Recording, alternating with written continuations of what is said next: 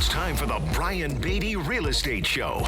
Good morning, Charleston, and welcome to another edition of the Brian Beatty Real Estate Show here on the Big Talker 1250 WTMA and WTMA.com. I am joined today by a familiar voice on the show for those of you that listen, and a familiar face for those of you that watch our videos on YouTube and on our socials. Derek Goulet with Fairway Independent Mortgages here today. So good morning, Derek. Welcome. Hey, thanks, Brian. How are you today?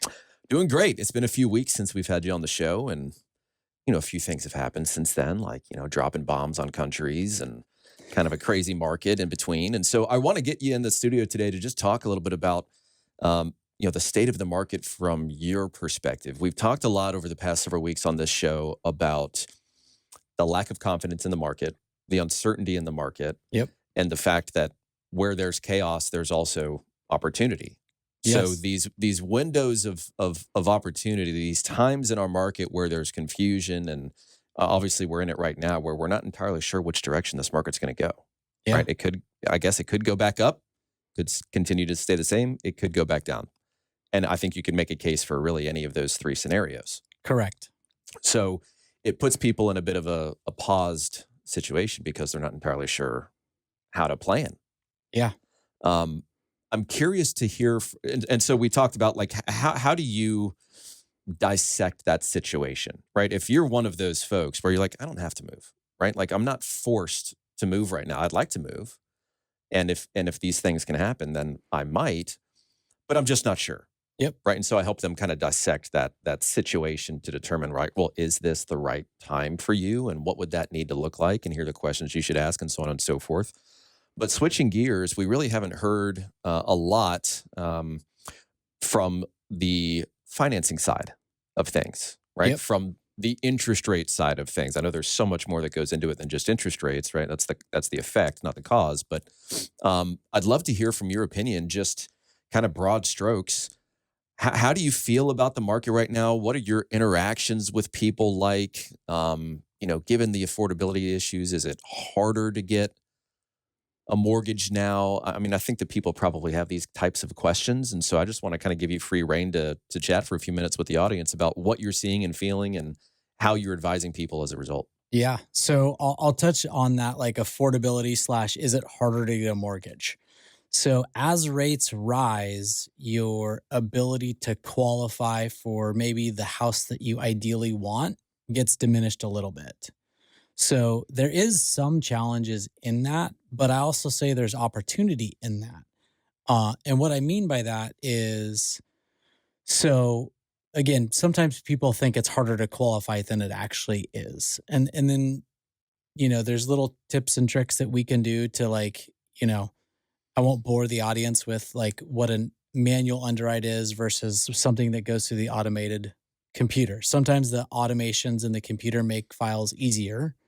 And so even within that little world, like, you can look at a shorter term. Yeah, the person's payment might be a little bit higher, but sometimes the computer then likes it, which means on paper, we can stretch their budget out a little bit. And then they can actually go get the house they really want versus the house they're willing to settle for. Mm-hmm. So if we go backwards, you asked a question about like interest rates and all that stuff. So, early part of March, we actually had rates that were seemingly quite good. Yeah, we were trending in the right direction. Definitely trending in the right direction. We had some conventional loans in the low 6s, high 5s. We had some government loans in the low to mid 5s. And then obviously, as you talked about, we kind of started dropping bombs in foreign countries, and the world paused. And I don't know if you guys saw it on like your side, but the lending side definitely saw buyers freak out for like a hot second. Like, oh my gosh, how long is this thing going to last? What's next? Mm-hmm. And that on my side causes people to just totally pause. Yep. Now, we're finally seeing people come back out of the woodwork a little bit. And what that's leading to is the sellers who still think we're back in March when prices were, seemingly good, rates were good. Sellers still think that same thing. And so what it's actually creating is an opportunity for buyers to pick up great houses at good prices with seller concessions that that we haven't that have come and gone quickly in this market, but seem to be here right now. Yeah. Yeah. 60% of all transactions right now, well, technically 58% of all transactions include seller paid closing costs, which on average are $9,000. Yeah. And we've got a great chart that breaks down a bunch of different scenarios and these are stats that we just don't have access to in our MLS and through our Realtor Association. We actually hired a group out of Atlanta to create some unique statistics for us. So for anybody listening, if they want information that, we've had an analyst put together that tells the story of this market right now analytically, we're happy to provide that guide to you. Just text the word guide to 843-800-0065. Text the word guide to 843-800-0065. And we'll send that right over. It breaks it down by price range and helps guys really understand, I guess, the trends in the market right now. Let's switch gears for just a little bit and let's talk about first-time home buyers. Yep. And just how much of a struggle that is for folks right now. What's your interaction been over the course of the past few months with first-time home buyers? What would you like maybe coach them on or expectations that you would set with them? So I think the biggest thing that affects them is probably more their mental psyche. Some of them are in that, their rent is high, but not like egregious. In their mind, it's egregious, but from a affordability perspective. And then they say, okay, well, my rent is, I'm just going to pick numbers for the sake of it. My rent is $1,850, but every house I go look at is $350. So their mortgage payment is going to be higher than their current rent. Mm-hmm. And they mentally talk themselves out of the fact that, on average, our market appreciates at just say 4% a year. Mm-hmm. So that $350,000 house in year one goes up for like $14,000. So their fear of going from $1,850 to say $2,250 in a mortgage payment, never mind the tax savings and the benefits of home ownership, right, and the equity pay down plus the equity gain, their fear of that like precludes them from making a decision that's probably better for them long-term financially. And so the coaching and advice that I have to give them is like, listen, I totally understand that extra $400 a month seems like a lot. Mm-hmm. But here's the flip side of this coin. Now you're going to move out of standard deductions on your taxes to itemized. You're going to get a bigger refund. Use that to offset the $400 a month. And then look at the fact that you're gaining more than $1,000 a month because your house price is going up. Right. And that tends to help them like mentally bridge that gap of, oh, it's maybe a little bit more than I want to pay, but if I can do these couple of things, or I can adjust my withholdings on with my employer, and I can see a little bit more money on a monthly basis, it offsets part of that cost. It makes sense. And if for so many years, right, it has been kind of the standard argument of the real estate agent that, hey, it costs less to buy than it does to rent. Yeah. And then obviously over the course of the past few years, with the help of COVID and an exploded real estate market, that shifted.